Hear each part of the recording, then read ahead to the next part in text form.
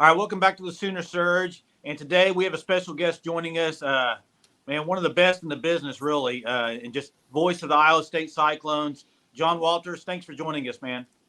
My pleasure. Happy to be with you guys. Yeah, just if you would, just some opening thoughts on this matchup Saturday. Well, it's intriguing because, before Matt Campbell came along, the series was just so lopsided. But since Matt's arrived, the games have all been pretty good. Now, there have been a couple that have been a couple touchdown margins, but for the most part, they've been very close games. You look at the last three games in Norman, 101 to 100 is the difference. And in Ames, the games have been pretty good too. So it's gotten a lot more competitive. Oklahoma is still dominating the series, but Iowa State's been able to crack through a couple of times. And it's going to be a major chore to crack through again this week because I think Oklahoma's playing at a super high level on both sides of the ball. Very, very impressed with the way they've improved defensively. I love their receivers. Dylan Gabriel, as Matt Campbell described him, as like an offensive coordinator out on the field. I mean, he has that much knowledge of this offense and what they're trying to do. And so it's a tremendous challenge for Iowa State, but I'm excited about it because, Coach Haycock's defense, the three safety look was designed basically to try to slow down these kind of offenses that are fast paced. And he certainly has had some success through the years in doing that against teams that like to go quickly, and doesn't mean it's going to all work on Saturday, but at least it gives you a chance. And I think Iowa State offensively, coming off a game where they had some real positive vibes against Oklahoma State, gives them some confidence that they can move the football, even though Oklahoma's defense has been really, really good. And so I'm excited just to see if Iowa State is up to the challenge. They're going to have to play well. They're going to have to avoid turnovers. But if they can do those things, I think they'll have a shot. And it could be a really fun game. Yeah, can you talk to us about the number 19th total defense in the country, Iowa State, coming into Norman for this matchup? Well, it's a defense that's been top 20 really every year under John Haycock. He's a terrific defensive coordinator, and they kind of force you to earn things down the field. Now, they have given up a few more, I would call them explosive plays this year than they typically had in a lot of other years. And I think that's kind of what it's predicated on, is making you earn your way down the field. If you have to use 8, 9, 10 plays to get into the end zone, the thought process is that somewhere along the line, you'll stub your toe, you'll get a false start, you'll have a drop pass, or something will happen which will allow Iowa State to kind of get you behind the chains and then tighten the screws and be able to get you off the field. But this year, Iowa State has surrendered some big plays, and that's a concern in this game because Oklahoma certainly has plenty of offensive weapons. And so, I think Iowa State needs to really find a way to get back to that and limit the home run plays and force Oklahoma to make, those 9, 10 play drives, even if they're happening in a minute, which they will with their pace, but to make them work their way down the field. And so it's a really good defense. Again, this year, it's young at the linebacker position. It's really good on the back end. He's got a secondary that I think is as good as any that Iowa State has had, with TJ Tampa and Miles Purchase, two really good and tested corners. Bo Freeler on the back end. Jeremiah Cooper, who has 3 interceptions on the season. And then we'll see if Malik Verdon's able to go. He wasn't able to play last week, but he adds another big physical run support safety. If he can't go, it'll be Ben Nickel. But that's as good a secondary as Iowa State's had. So that's the strength of their defense. I really like Dominique Orange and Tyler Onyedem up front. And the linebackers are just young, but they're coming along. And hopefully Gary Vaughn's able to go this week. He gives them some experience. He's a 6th-year guy, so he's missed a couple games, and when he's been out, Iowa State got even younger and basically was just running around with a bunch of freshmen and sophomores out there at the linebacker spots, and that could be a scary situation. So hopefully Vaughn's back this week. He would give them some experience in that linebacker core, and that could really help because I think run fits are critical in this game. Iowa State has to be in the right place. They have to be lined up, ready and prepared to try to slow down that Oklahoma offense. What they do with Jeff Lebby's tempo is they get you out of position, and you're not ready at the snap of the ball to be in the position you need to be in. So that's going to be Coach Haycock's focal point all week, is going to be just be there, lined up, ready to go when that ball is snapped in the right spot. And if they beat you, they beat you. But don't beat yourself by being in the wrong spot. Yeah, John, transitioning to the offensive side, Iowa State obviously had what looks to be their best performance on that side of the ball against OSU last week. I know Noel had a big game receiving. Beck had a great game at quarterback.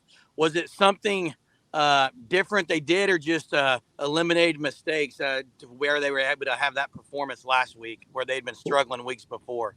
Yeah, it's a good question. I think it's a little bit of both. They did eliminate mistakes. They did not turn the ball over, which is great. And when they do that, they really give themselves a chance. Rocco Becht had 2 interceptions the week before against Ohio, but neither one was his fault. One was a receiver slipping, and that happens in football where a receiver falls down. The ball went right to the defensive back, but it was a perfect throw. The other interception he threw against Ohio was the last offensive play in the game for Iowa State. He was trying to force one into Jaden Higgins, and I think he got hit early. The ball catapulted back to the nose guard, and they got an interception out of the deal. But I thought it should have been pass interference, but I'm a little biased, I'll admit it. But they did avoid mistakes last week, and then they did, as you mentioned, throw in some new wrinkles. And I thought that, with Rocco Becht, he's a redshirt freshman quarterback, and that was his first Big 12 start. And the guy throws for 348 yards and 3 touchdowns, no interceptions. So it's hard to do much better than that in your first game as the starting quarterback in a Big 12 game. But each week they've put a little bit more on his plate, and he's shown that he's capable of handling it. He's the son of Anthony Becht, former NFL player, West Virginia star, now an XFL coach in St. Louis. And Rocco's been around football his whole life, and he's shown that he can handle a little bit more each week. So they've given him a little bit more each week, and they had a lot of RPO plays. Daniel Jackson is really emerging as another receiver that gives Iowa State a threat down the field. And that was big. They didn't have Jalen Noel against Ohio. Getting him back was huge. Between him and Jaden Higgins and Daniel Jackson, I think they now have 3 receivers that can stretch the field a little bit, and that might, in turn, open up Iowa State's run game a little bit. Iowa State has really struggled to run the football, but there was some signs of it last week, late in the game, where Eli Sanders had a couple pretty good runs, and he hits the hole pretty quickly if you give him a little sliver. So I'm cautiously optimistic that Iowa State can improve at running the football. It's something they've really struggled with this year, but I think the ability to stretch the field with those 3 receivers emerging is allowing them to have a little bit more success in the run game. And they're going to have some balance. I mean, you can't just put it all on the freshman's shoulders and say, okay, go win us a game in Norman, Oklahoma. That's too much to ask of one guy. They will put a lot on his plate, but they have to have some support around him. They have to get some big plays in the passing game. They have to get some big plays in the running game. And they really have to take care of the football. I think if you go in and turn it over 2 or 3 times in this game, no chance. But if you go in there and you take care of the ball and you force them to earn things, then it becomes easier. And not that it's going to be easy at all, but that makes it a little more doable. Yeah, John, I mean, I think back to the 2017 game in Norman, Kyle Kemp. I mean, no OU fan thought that was going to be much of a game. Obviously, 30-point favorite, maybe, if I remember right. It was a big margin. So obviously this year it's, I think, at 20-point spread. What do you think going into this game, maybe the 2 biggest keys for Iowa State to have that kind of success again? Well, I think they absolutely have to take care of the football, number one, as I just mentioned. I just feel like if you turn it over 3 or 4 times, it's going to be almost impossible to win this football game. So I think they have to take care of the ball. I think they have to try to slow down the Oklahoma run game. Now, I really like Tawi Walker. I know they've had some issues trying to run the football consistently from week to week, and I think you have to take that away. Now, that being said, a year ago, Oklahoma came into Ames, and they had been struggling to run the ball then, and they ran the ball very well, over 180 yards, and that had contributed greatly to their win in Ames last year. So they really emphasized running the ball. But I think, the threat of Gabriel in that run game too makes it very hard to defend the run against them because you got to account for every guy. And then he's so veteran and savvy out there as that 6th-year guy as the quarterback that he's going to see what the defense is trying to take away, and he's going to be very good at still making plays. So I think he'll do his thing, but you have to stop something, right? And you have to try to force them to be a little bit more one-dimensional. So if Iowa State can slow that Oklahoma run game force them into obvious passing situations, get them behind the chains a little bit. That's when their defense, I think, really has a chance. And, it certainly wouldn't hurt if Iowa State was able to turn over OU a couple times too. If they're going to do that, they have to get some pressure on Gabriel. Iowa State's gotten 40 quarterback hurries this year. It's a subjective stat. I get that. But they have 8 sacks, which isn't a super high number, but they do have 40 quarterback hurries. And so they have gotten pressure. They've forced throwaways. And I think they have to get in that situation again this week. They've had 5 interceptions. Certainly getting an interception or a fumble recovery could really tilt things in their favor a little bit and give them a real chance to pull the upset. But I think some of those things have to happen. I don't think you can just say, okay, we're just going to go in there straight up. We're better than they are man for man. You're not. I mean, they're one of the top teams in college football this year. I think they're a top 10 type of team. They've gone to the transfer portal. They've really gotten deeper and better through the portal. And so I think you can still beat them. The team with the most talent doesn't always win, but you have to play a really nearly perfect game in a lot of areas, and you have to take something away. So I think taking away that run game would be critical for Iowa State this weekend. Yeah, OU struggled really with the run game as of late, kind of getting it to the standard that is held at Oklahoma. It's still experimenting because we have Tallawee Walker, Marcus Major. When we went against SMU, a very experienced secondary like Iowa State, there was only one pass over 20 yards downfield that game. Do you expect the deep ball to kind of be a matchup between Dylan Gabriel and this Iowa State secondary this week? I'll be really surprised if they don't take some shots deep. I think you certainly have to. And Iowa State has given up some home run plays. I mean, last week we saw Alan Bowman throw a 60-yard touchdown pass to Jaden Nixon. Now, in that situation, it wasn't the secondary that got picked on. Iowa State got caught in a mismatch. Caleb Bacon, a linebacker, was lined up one-on-one against Nixon on the far right sideline, and he just outran him down the sideline, and they threw the deep ball. It was a well-thrown ball. You hope to avoid situations like that. And with Coach Aycock, you feel confident that he'll get that straightened out. But I still expect Oklahoma to try to take deep shots. I love the receivers. I think they have very, very talented receivers. I mean, Nick Anderson has 4 touchdowns in the last 2 games. He's not even a starter, but he's a great player. And so I think they'll take their shots because that's where their strength is. But I do think Iowa State has the kind of secondary that can defend that pretty well and maybe take that away a little bit. They do have a really strong back end. So if they can keep the home run plays from happening, it certainly improves their chances. So I think their approach will be a lot like SMU's, where you try to make them methodically work the ball down the field over a 10 or 11 play drive. And I think that's Iowa State's best chance for success. But it starts with, yes, you have to defend the deep ball really well. And I fully expect Oklahoma to try to take their shots. Yeah, I'd lost connection. Can you guys still hear me? Yeah, we can hear you. We got you. Hey, yeah, John, I like the baby blue shirt with the Iowa State logo you're wearing. Any alternate uniforms? I know there's talk that OU may wear some anthracites or different uniforms this week, but what about Iowa State's alternates? Any chance they ever get a baby blue like that? Because I kind of like that. Yeah, the baby blue is it's an Iowa State wrestling shirt that the Coach Dresser liked. But I don't see baby blue coming into the color scheme anytime soon for Iowa State. Now, as the road team, you pretty typically have to just wear your white dominant uniforms because the home team gets the flexibility to wear the alternate stuff. At home, Iowa State does wear black frequently. They wear a lot of different combinations at home. But on the road, it's pretty typical all whites or the Cardinal pants and Cardinal helmets with the white jerseys. But man, people love uniform matchups, and we'll see. I don't think Iowa State has anything up their sleeve, but you never know.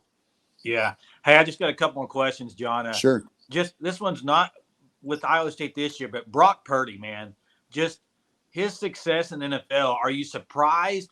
Not surprised? I mean, he's just been tearing it up. It's great to see. I'm not surprised that he made an NFL roster. And I'm not surprised that he's having some success. I am surprised that he's having this much success because you just didn't expect that opportunity to come this early in his career as the last pick in the draft. And when Disney does the movie, 20 years from now, they don't even have to embellish that he was the last pick in the draft. He was. Mr. Irrelevant. He was the last pick in the draft. They don't have to make that part up. And, to do that, and he landed in a perfect system. I mean, make no mistake about the fact that he is surrounded by incredible talent on that offense. But to his credit, he was really ready for it, and I think that a lot of times these NFL teams outthink themselves on long-term potential. We see it in the NBA all the time, the term upside. Upside's one thing, but, Trey Lance and some of these other quarterbacks, I'm a Bears fan, Mitch Trubisky, guys that didn't really get a lot of reps in college. It's hard to transition into the NFL if you didn't get a lot of reps in college. And that's one thing Brock really had going for him. He had a ton of reps in college against great competition, set 32 school records, had a ton of success. Maybe he doesn't wow you with a John Elway type of arm, but in that offense, you don't need that. You just need a guy that can make the smart play, the right read. And, man, he's a perfect fit with Kyle Shanahan. And I'm so excited for him. This is a great story, and he's got exactly the right mentality to flourish and the guys surrounding him to flourish. And it's been really fun to watch. And, it's great to have some Iowa State guys in the NFL. For a long time, there weren't many of them, and especially key guys like Breece Hall with the Jets and Brock Purdy. It's exciting to see those guys having their opportunities and making the most of them. Yeah. And last question is, the basketball schedule, Big 12 was released. How excited are you for that? I mean, the Big 12 is always so tough anyway. Now you add these other teams. It's just going to be a brutal schedule for all the Big 12 teams, but it's got to be fun too, seeing some of these new teams and calling games. Absolutely. Absolutely. And, great tradition in Cincinnati, great tradition at Houston, and certainly a great team at Houston this year. I think BYU is always going to be a really tough place to play. Iowa State went out there and played a few years ago and won in overtime, but it was a tough game. They had a huge crowd. And so it's always going to be tough. I mean, I think, when I looked at the schedule, it really hit me then. Wow, this is going to be tough, but I feel good about Iowa State's team. I think they're going to be good in basketball. I don't think they'll start out as a rated team, but I think they will be rated as the season goes on. I feel like they can be that good. And so, super excited about the potential for this team, but this is going to be a dogfight. And, really with the way that this league is, I think if you can get to 9-9, certainly in league play, and then do well in your non-conference games, you're going to have a great chance to be in the NCAA tournament, which is of course the ultimate goal. And, I think there's a lot of teams that are going to be vying for that 9-9 type of conference season. There'll be a couple that'll stand out way above and a couple that'll struggle, but I think there'll be a lot of teams bunched together in the middle that are all trying to get into the NCAA tournament. And I wouldn't be surprised with 14 Big 12 teams, if you do see 8 or so of them get into the NCAA tournament. That wouldn't shock me this year. Yeah. Well, John, we really appreciate you joining us, man. And good luck this weekend, Norman. And thanks for taking time out of your busy week. Happy to do it. Thanks for having me, guys. All right. Have a good one.